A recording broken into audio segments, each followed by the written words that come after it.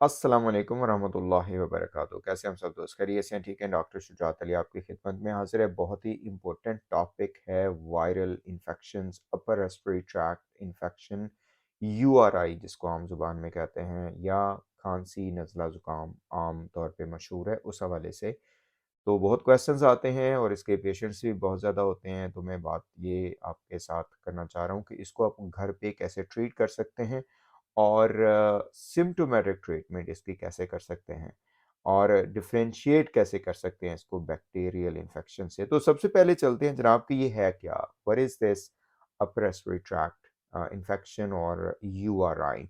तो ये mostly viral in nature होती है। वायरसेस आपको पता है बहुत ज़्यादा हैं हमारे एनवायरनमेंट में, जिसमें कॉमन वायरसेस जिसे हम कहते हैं फ्लू है, राइनो वायरस, एंट्रोवायरस और इसके बाद एडेनो वायरस हैं और बाकी भी और बहुत से हैं, कॉक्सैकी वायरस है। तो इस तरह के काफ़ी सारे वायरसेस हैं जो कि ये अपर रेस्पिरेटरी ट्रैक्ट इन्फेक्शन करते हैं।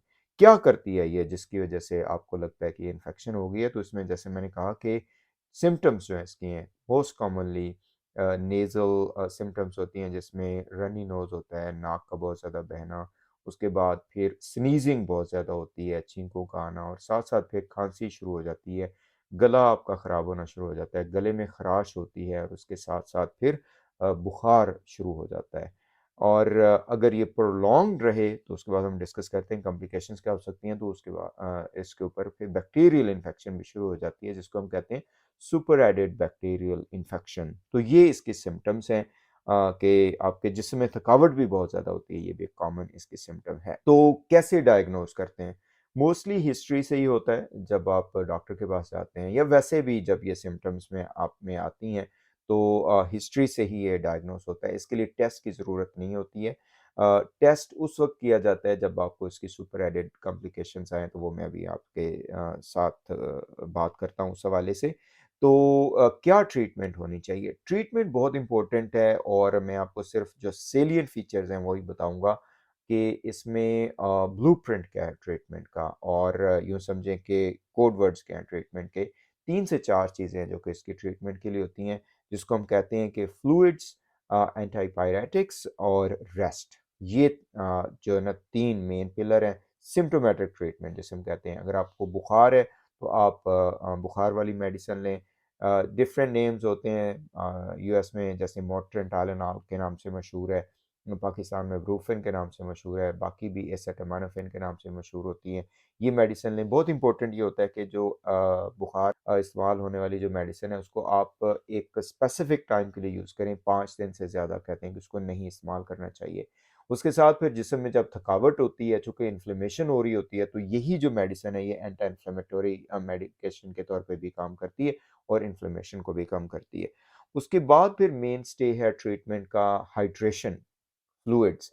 और उसमें फ्लूइड्स में what we call it as something with electrolyte in it. तो इसमें कुछ ना कुछ इलेक्ट्रोलाइट्स होने चाहिए, जैसे पीडियालाइट है या कुछ इस तरह निमकोल जिसे हम कहते हैं। यूएस में बाकी जगहों पे गेटोरेड एक बड़ा मशहूर एक वो है फ्लूइड की एक टाइप है कि जिसमें इलेक्ट्रोलाइट्स होते हैं, तो वो आप यूज़ कर सकते हैं। तो have something with electrolytes in it, that is a की पार्ट। सिर्फ प्योर वाटर आप इस्तेमाल नहीं करें क्योंकि आपके जिस्म को नमकियात की ज़रूरत होती है, स्पेसिफिकली ग्लूकोज़ की भी ज़रूरत होती है, and sodium, potassium and rest of those too. So fluids is the key part. Extra fluids आपको लेने चाहिए। Maintain your hydration to get rid of this sickness और टू गेट बेटर। उसके बाद फिर आता है रेस्ट, क्योंकि आपका जिस्म जो है इन्फ्लेमेशन से फाइट कर रहा होता है, ओवरऑल इन्फ्लेमेटरी चेंजेस आ रही होती हैं बॉडी में जिससे बहुत ज़्यादा थकावट होती है। तो रेस्ट जो है उसका मेन स्टे है। फिर आती है कुछ जो घरेलू टोटके होते हैं। नेज़ल कंजेशन के लिए आप भाप ले सकते हैं। हॉट वाटर शावर को आप ऑन करें, भाप वहाँ बनाएँ, वहाँ पे आप ठहर सकते हैं। उसके बाद कूल मिस्ट ह्यूमिडिफायर एक चीज़ है कि जो मिस्ट बनाता है, वो भी आप यूज़ कर सकते हैं। नेज़ल कंजेशन के लिए नेज़ल स्प्रेज़ जो हैं, सेलिन नेज़ल स्प्रे यूज़ कर सकते हैं।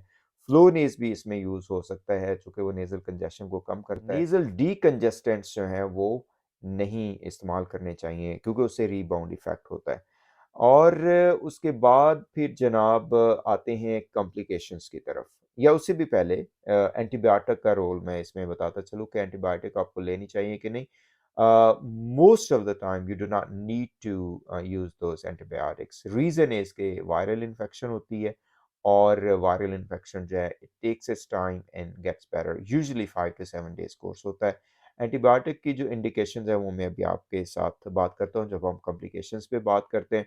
तो upper respiratory tract viral infection की जो कॉम्प्लिकेशंस हो सकती हैं उसमें थ्रोट की इन्फेक्शन होती है, bacterial infection specially strep infection आ सकती है, साइनोसाइटिस हो सकता है और ओटाइटिस मीडिया या ईयर पेन हो सकती है, ईयर की इन्फेक्शन और रेयरली लंग इन्फेक्शन भी हो जाती है। तो सुपरेटेड बैक्टीरियल इन्फेक्शन के जो साइन सिम्टम्स हैं वो क्या होते हैं कि फीवर आपका प्रोलॉन्ग्ड हो जाता है। अगर आपको खांसी बहुत ज़्यादा हो रही है तो उसमें बलगम आना शुरू हो जाती है। गला आपका बहुत ज़्यादा ख़राब होता है, ईयर पेन शुरू हो जाता है और जो नेज़ल सिक्रीशंस हैं वो ग्रीनिश टू येलोइश और या येलोइश टू ग्रीनिश जो भी आप कहना चाहें और बहुत ज़्यादा कॉपियस अमाउंट में नेज़ल सिक्रीशंस आना शुरू हो जाती हैं। तो ये सुपर एडेड बैक्टीरियल इन्फेक्शन के साइंस होते हैं। इसमें फिर आप बेहतर ये होगा कि आप अपने फिज़िशियन से कंसल्ट करें। अपनी मर्ज़ी से आप ले सकते हैं एंटीबायोटिक पाकिस्तान में तो हर दूसरा जगह पे एंटीबायोटिक मौजूद होती है, but better not to take it. Specifically Augmentin जो है उसका इस्तेमाल कम करना चाहिए क्योंकि उससे रेज़िस्टेंस बहुत ज़्यादा बढ़ जाती है।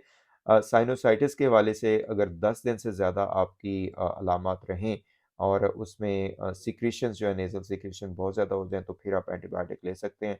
अमॉक्सिसिलिन और ऑगमेंटिन जैसा कि मैंने कहा कि अपने फिजिशियन से कंसल्ट करें उसके बाद आप शुरू करें। इसी तरह ईयर पेन अगर आपको हो रहा है, अगर आप जो एंटी पायरेटिक हैं और एंटी पेन मेडिकेशन है लाइक मोट्रिन और ब्रूफेन उससे ठीक नहीं हो रहा, then you need to get checked up so that way आपको जो है ना मेडिकेशन दी जाए एंटीबायोटिक अगर उसकी ज़रूरत है।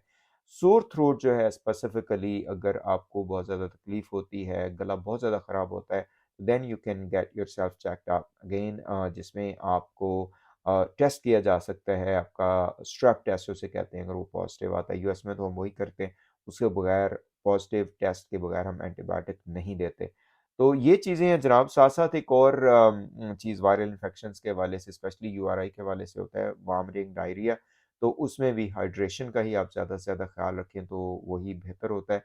तो एट द एंड समराइज़ मैं करता चलूँ कि वायरल इन्फेक्शंस जो हैं it takes its time and it gets better. Maybe 5 to 7 days इसका कोर्स होता है। सिम्प्टोमेटिक ट्रीटमेंट होती है इसकी।